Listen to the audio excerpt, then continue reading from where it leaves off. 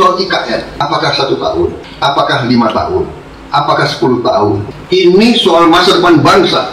Kita jangan termakan suatu brainwashing bahwa Indonesia negara miskin. Pemimpin-pemimpin Indonesia korup semua. Kita nggak mampu bikin apa-apa. Itu adalah minderwaardigheid kompleks yang dicuci otak kita oleh Belanda dan negara Barat. Bismillahirrahmanirrahim. Assalamualaikum warahmatullahi wabarakatuh. Jumpa lagi kita di channel Sumber Dakwah Official. Nah, ini ada pidato yang sangat menggelegar dari Presiden terpilih, yaitu Pak Prabowo Subianto. Oke, tanpa berlama-lama langsung kita melihat videonya. Bismillahirrahmanirrahim. Shalom, Om Swastiastu, Namo Buddhaya, salam kebajikan. Terima kasih Bapak-Bapak yang saya hormati, terutama pengurus CWI, Persatuan Wartawan Indonesia. Terima kasih atas undangan ini, dan saya sudah menyiapkan buku untuk saudara-saudara sekalian lengkap, ada 3 judul. Yang satu tentang kepemimpinan militer, ada 2 jilid. Dari situ bisa dipahami latar belakang saya, nilai-nilai yang saya anut, falsafah yang saya anut, falsafah hidup, falsafah pengabdian, dan ikon-ikon ataupun idola-idola dalam kehidupan saya, siapa yang saya pegang sebagai panutan saya, banyak sejarah. Kemudian yang kedua adalah pemikiran saya tentang kondisi bangsa Indonesia yang saya tuangkan dalam sebuah buku namanya Paradoks Indonesia. Yang terakhir adalah strategi transformasi bangsa. Itu adalah kulminasi daripada pemikiran saya, pemahaman saya tentang pengalaman dan kondisi bangsa Indonesia yang akhirnya tertuang dalam strategi transformasi bangsa, yang sebenarnya intinya adalah jawaban terhadap dilema atau paradoks Indonesia, yaitu bahwa sistem ekonomi yang cocok untuk Indonesia menurut keyakinan saya adalah bukan sistem kapitalisme neoliberal, tetapi sistem ekonomi Pancasila yang merupakan penggabungan yang terbaik dari sistem kapitalisme dan yang terbaik dari sistem sosialisme, dan yang berakar kepada pengalaman Indonesia sebagai negara yang cukup lama dijajah dan yang bangkit ingin merdeka dan ingin hidup makmur. Di situ akan dilihat bahwa yang seharusnya kita anut adalah ekonomi Pancasila, yang tidak lain adalah ekonomi berdasarkan Undang-Undang Dasar 1945, dan di mana sudah sangat jelas cetak biru pembangunan bangsa sudah ada dalam Undang-Undang 45. Mulai dari pembukaannya, di mana tujuan nasional ditegaskan, kemudian filosofi ekonominya sudah sangat jelas dalam pasal 33 dan 34 Undang-Undang Dasar 45, ya, bahwa ekonomi Indonesia harus berasaskan kekeluargaan. Itu sudah sangat jelas. Saya kira intinya itu dalam strategi transformasi bangsa, pemahaman keyakinan saya dan tim saya yang sekarang tergabung dalam Koalisi Indonesia Maju adalah bahwa pembangunan suatu bangsa di mana tujuannya adalah untuk mencapai kemerdekaan sejati, yaitu kemerdekaan sejati adalah di mana suatu rakyat, suatu bangsa bisa hidup dengan layak. Betul. Kemerdekaan sejati adalah di mana tidak boleh ada kemiskinan, tidak boleh ada kelaparan, tidak boleh ada kurang gizi di antara rakyat kita. Dan pembangunan suatu bangsa itu bukan suatu usaha semacam minum tablet. Suatu pembangunan bangsa, nation building, adalah proses puluhan tahun, bahkan mungkin ratusan tahun. Yang jelas kita sudah 78 tahun menuju 100 tahun, kan begitu. Dengan itu sebagai dasar, berarti kita harus membangun di atas apa yang sudah dibangun terlebih dahulu oleh pemimpin-pemimpin Indonesia dari masa ke masa. Ya.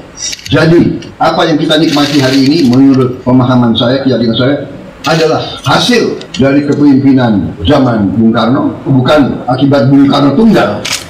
Tidak ada pembangunan bangsa yang tergantung satu orang. Betul. Kan begitu.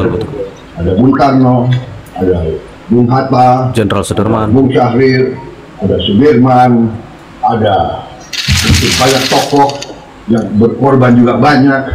Ada Dan Mogot, ada Ngurah Rai, ribuan orang berkorban.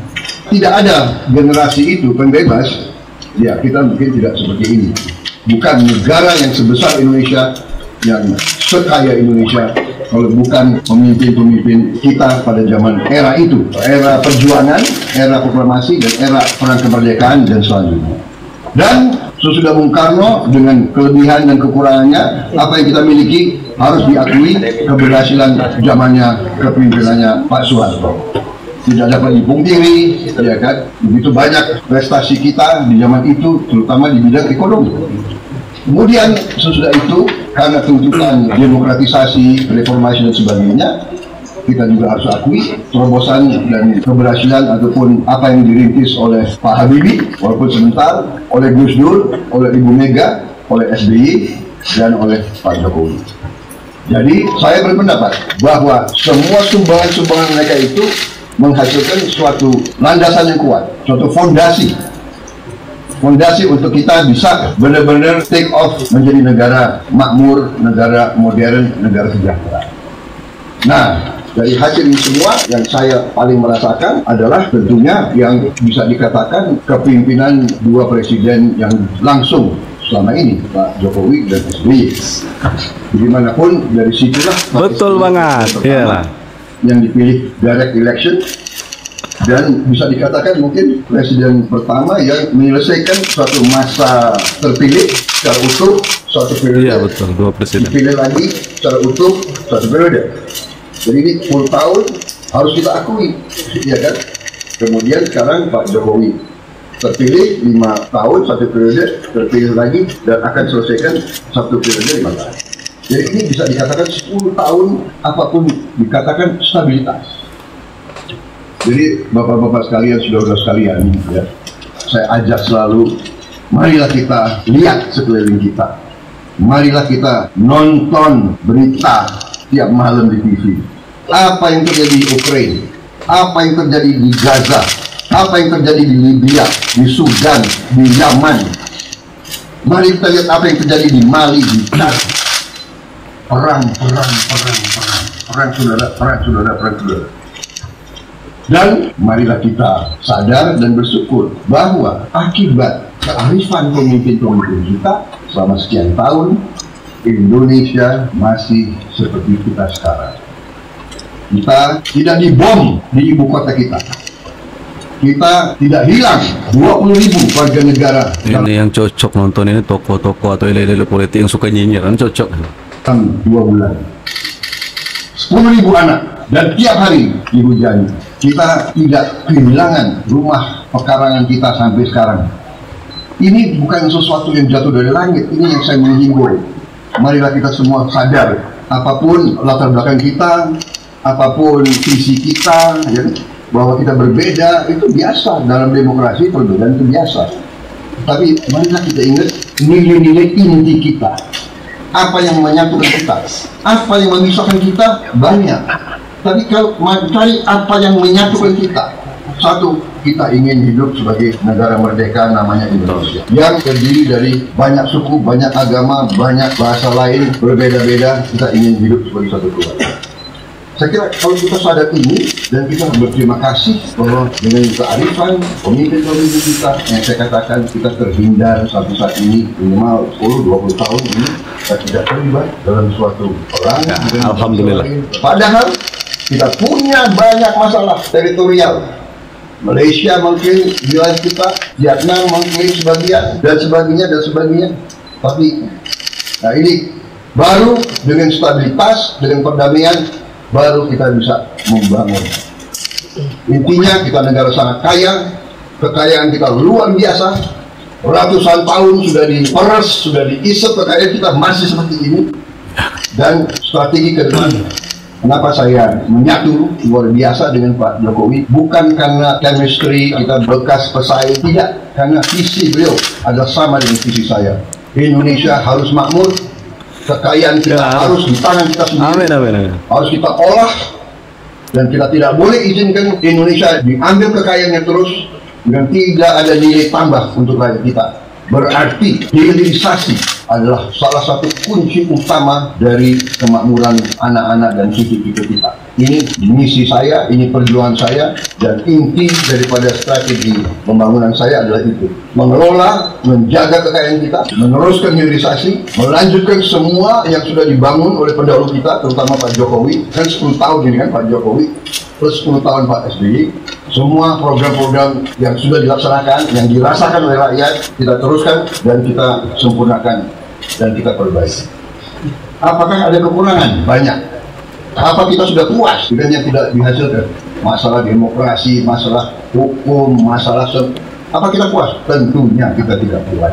Harus banyak yang kita perbaiki. Betul. Tapi marilah kita juga fair, marilah kita juga adil dalam menilai. Ojo dumeh, ojo adigang, adigung, adiguno. Ya. Marilah kita paham dan mengerti bahwa negara kita sangat besar. Negara kita sangat besar. Nah ini cocok kan nih. Ini untuk yang suka nyinyir harus nontonin, wajib. Kekurangan kita banyak, tapi itikat memperbaiki, niat memperbaiki ada, sudah terbukti. Sekarang inflasi kita salah satu terendah dalam sejarah Republik Indonesia, yang tidak mudah. Pertumbuhan masih ada. Kita salah satu negara yang pertumbuhannya terbaik di Asia dan seterusnya. Nah, saya kira itu yang utama. Nah, kalau program unggulan, saya yakin secara objektif, secara saintifik, saudara silakan bedah program Koalisi Indonesia Maju, program Prabowo Gibran. Menurut saya jawaban yang tepat, Indonesia bangkit. Betul Bang. Indonesia makmur. Indonesia emas. Keyakinan saya, secara ilmiah, saya sudah kumpulkan otak-otak terbaik bangsa Indonesia, pakar-pakar terbaik. Kita ambil best practices dari mana-mana, dan kita modeling, kita simulasi, dan kita percaya. Memberi makan dan protein, susu terutama, kepada semua anak Indonesia. Ini kami yakin adalah jawaban. Ini dalam kurung guys, anak, jadi bapak-bapak sih. Untuk segera mentuntaskan masalah stunting, masalah kurang gizi. Kedua, memperkuat dan meningkatkan kemampuan dan prestasi akademis generasi penerus kita. Ketiga, menyerap hasil produksi pertanian rakyat kita sendiri. Dengan program ini, dengan makan di tiap desa, tiap kecamatan, tiap kabupaten, tiap provinsi, kita yakini bahwa nanti tidak ada keluhan petani-petani kita, Pak, habis panen, hasil panen saya tidak diserap, hasil panen saya tidak ada yang ambil, harga jatuh, barang-barang hasil panen saya busuk. Bahkan pernah dalam sejarah Republik Indonesia, susu peternak-peternak kita dibuang ke sungai. Kita harapkan tidak, karena akan diserap oleh anak-anak kita. Iya. Dengan demikian kita sudah hitung, ekonomi akan berkembang dengan sangat baik, pertumbuhan akan meningkat, yang intinya adalah Indonesia akan mencapai tujuan-tujuannya, pertumbuhan menciptakan lapangan kerja, perbaikan gizi akan menimbulkan perbaikan kesehatan, peningkatan kecerdasan, otot, otak, dan tulang yang kuat. Indonesia bisa bersaing menuju yang kita cita-citakan. Tujuannya adalah Indonesia negara maju yang akan menjadi negara produktif, bukan pasar untuk orang lain. Betul. Kita harus bikin mobil kita sendiri, motor kita sendiri, komputer kita sendiri, air condition kita sendiri. Semua kita harus produksi di Indonesia karena kita punya bahan bakunya, semuanya ada di Indonesia. Betul. Saya kira itu banyak lagi program kita. Saya punya 17 program prioritas dan 8 program hasil cepat. Baik, saya kira intinya itu. Saya kira cukup, dan saya persilakan kalau ada dialog ataupun pertanyaan untuk saya. Jadi kalau susu ya, yang paling baik dan paling sehat adalah susu yang tentunya langsung dari sapi. Wih, iya betul Pak Prabowo. Yang kemasan-kemasan mungkin kebanyakan adalah ada pengawet dan mungkin gulanya terlalu banyak dan sebagainya. Jadi saudara, masalahnya adalah punya kehendak atau tidak kita kasih susu yang sehat untuk anak-anak kita. Masalahnya itu pertama. Kalau kita punya kehendak, ya kita harus perbanyak, kita punya populasi sapi di Indonesia. Ya kan? Dan ini sebetulnya dulu waktu zaman Orde Baru ini sebagian sudah dilaksanakan. Jadi dulu ada regulasi yang orang-orang banyak tidak suka. Ini kopi, bukan susu. Bahwa ada kewajiban perusahaan-perusahaan yang impor untuk beli susu dari peternak kita. Sampai produksi susu Indonesia dari dalam negeri 50% dari konsumsi. Tapi dengan sistem liberalisasi yang kayak begini, sekarang sudah mungkin produksi dalam negeri bisa tinggal 15%. Karena tidak diwajibkan. Jadi sekarang saya katakan, kita punya will nggak? Kita punya kehendak politik atau tidak? Ya. Kalau kita punya kehendak politik, ya sudah, untuk 1, 2, 3, 4 tahun kita beli sapinya, kita kembangkan di Indonesia. Satu sapi dari Brazil sekarang memang jauh, 40 hari, itu harganya $2.500 sampai di Indonesia. Kalau dari India mungkin hanya 20 hari dan harganya saya kira memadai. India lebih banyak, kita bisa impor. Kita butuh untuk kasih susu ke anak-anak kita. Ya di India banyak itu, masalahnya mereka kan nggak makan sapi. Bagus. 2 juta anak, kalau mereka minum 500 cc, kita butuh berarti sekitar 40 juta liter. Berarti kita minimal perlu sapi perah ya minimal mungkin 2,5 juta. Jadi kita mungkin harus impor 1 juta atau 1,5 juta sapi. Dalam 2 tahun dia akan melahirkan, kita akan punya 3 juta. Kira-kira begitu. Kira-kira strategi kita begitu. Jadi ini tidak instan, tapi ada will nggak? Punya kehendak nggak? Penting nggak anak-anak kita kasih gizi? Penting banget. Dan kita sudah ada berapa eksperimen dilakukan di sebuah sekolah. Waktu itu dikasih 1 minggu 5 hari kerja, dikasih 3 telur rutin. Tiap 2 hari 1 telur. Setelah 6 bulan semua nilai akademisnya naik. Jadi ini terbukti anak-anak kita harus kita intervensi sekarang. Kita tidak bisa bicara teori-teori, ya kan? Kita tidak bisa bicara terlalu banyak teori. Anak-anak kita, apalagi anaknya orang yang ekonomi lemah, kita harus berpihak sekarang. We cannot wait.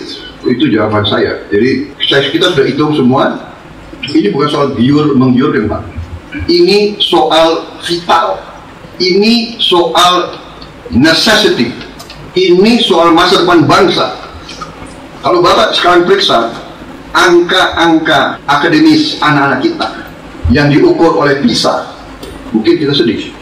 Saya dengar, ini tolong dicek.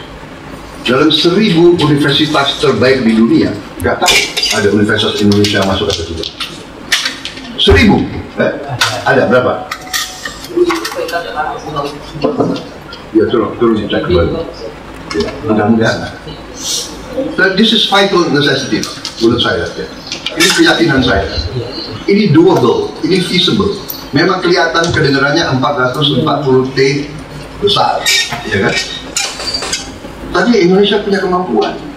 Ya sekarang aja APBN kita untuk bantuan sosial itu mendekati 500 triliun. Kemudian anggaran untuk pendidikan itu 600 triliun. Jadi yang saya tanya adalah kalau kita kasih makan untuk anak-anak kita, ini boleh tergolong bantuan sosial atau tidak?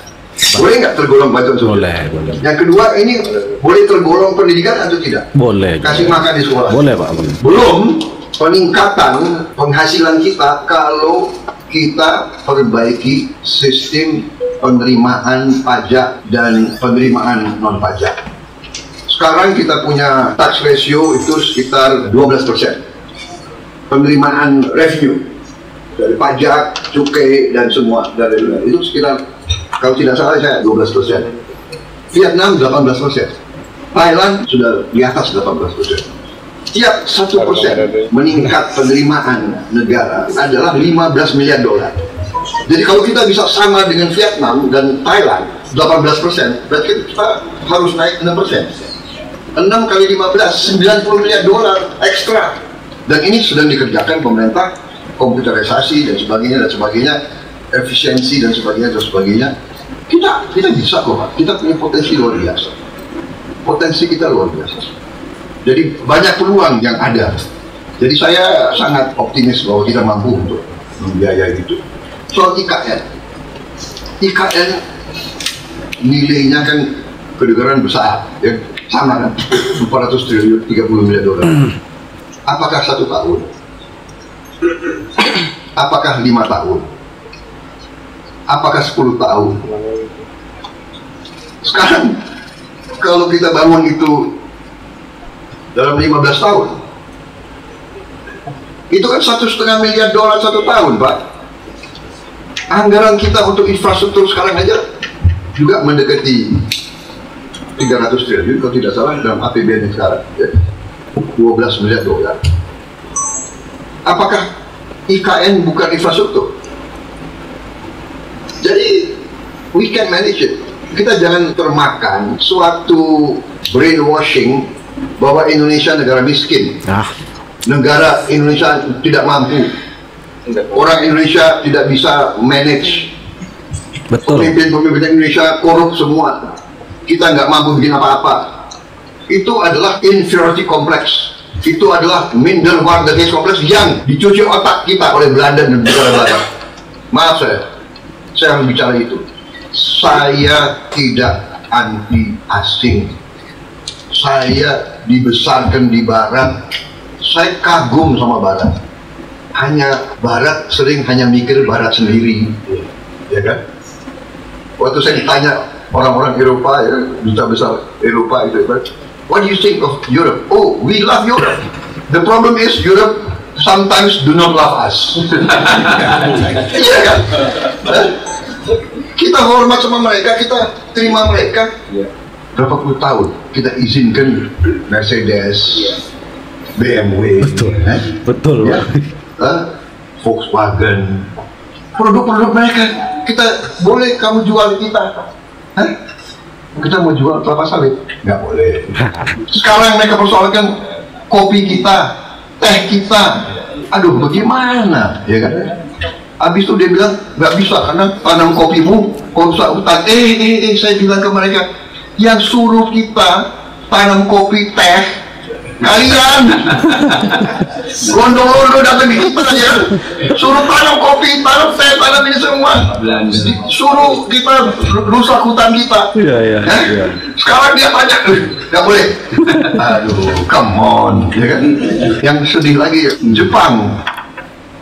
Berapa puluh tahun kita izinkan Toyota, Suzuki, tanpa sensor, semua boleh jual kita. Kita jual pisang, Mas Malak nggak boleh. Pisang tapi sekarang. Jadi waktu saya ditanya, oh what about free trade? Ya kan duta besar itu free trade. Ya, Anda sekarang larang nikel nggak boleh free trade. Tapi yes, we agree, we want free trade, but we want fair trade. Kita minta yang adil dong. You boleh jual produk kamu nggak mahal-mahal, saya mau jual pisang nggak boleh. Iya, masa iya kan? Saya bilang Indonesia ini 280 juta, kita bukan anak kecil lagi, iya kan? Masa kita suruh jual bahan baku kita murah-murah, boksit kita suruh jual gelondongan, jadi aluminium, jadi mobil, jadi pesawat terbang, jadi televisi, kita beli ke sini, bayarlah 40 kali. Enggak, sekarang bikin pabrik di Indonesia. Kita butuh lapangan kerja. Anak-anak kita punya hak untuk hidup layak. Kita tidak mau jadi bangsa UMR terus. Saya kira itu yang jawab saya. Jadi kita optimis, masa depan kita gemilang untuk anak-anak kita dan ya kan. Mudah-mudahan kita bisa masih ada melihat Indonesia seperti itu. Itu cita-cita saya. Saudara-saudara, saya orang yang percaya dengan demokrasi. Saya kira saya sudah buktikan komitmen saya kepada demokrasi. Iya kan? Saya dulu tentara, dulu banyak menuduh saya ini itu mau kudeta, ya kan? Ya, tapi saya tidak kudeta, ya kan? Berkali-kali, nggak tahu muka saya muka kudeta. Tapi tidak, saya percaya demokrasi. Saya ikut proses demokrasi sekian puluh tahun. Saya ikut konvensi di Golkar. Waktu di situ saya lihat beberapa nilai nggak cocok sama saya bikin partai baru. Dan setapak demi setapak demi setapak. Saya ikut pemilu sudah keberapa kali? Sekali 2009 sebagai calon wakil presiden, Ibu Mega. Habis itu sebagai capres, ya kan? Dengan Pak. Jadi capres lagi. Sekarang 2 kali kalah, ya kan? Habis itu sekarang keempat kali. Saya percaya dengan proses demokrasi. Elemen dari demokrasi pertama adalah pemilihan umum.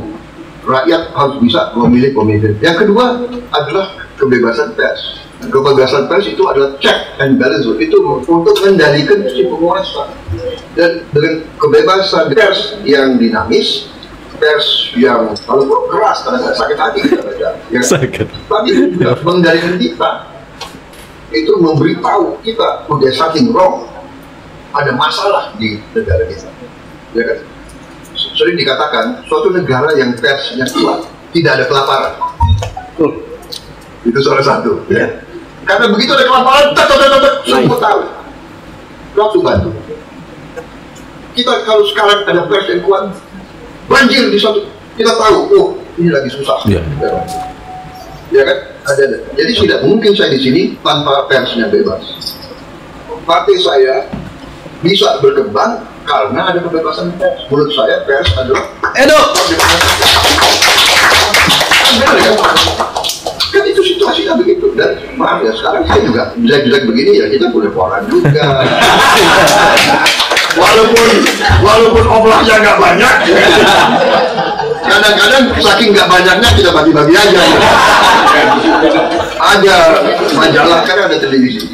Dan saya ini bagi buku saya sekarang ke bapak-bapak sekarang. Tapi mungkin karena buku saya kurang cepat laku, jadi saya bagi-bagi aja. Terima kasih ya. Terima kasih semuanya.